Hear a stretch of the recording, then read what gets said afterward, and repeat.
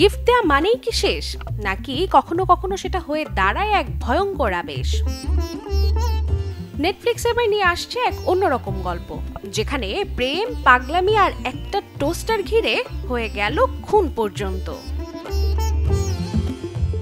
হ্যাঁ, ঠিক শুনেছেন, রাজকুমার রাও ও সানা মালহোত্রা এবার এক ভয়ঙ্কর মজার অপরাধ কাহিনীতে, যার নাম টোস্টার।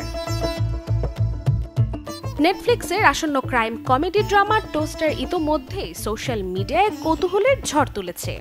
রাজকুমার রাও ও সানা মালহোত্রা জুটি হয়ে ফিরছেন এক অদ্ভুত, হাস্যকর এবং একই সাথে ডার্ক রহস্যময় গল্পে।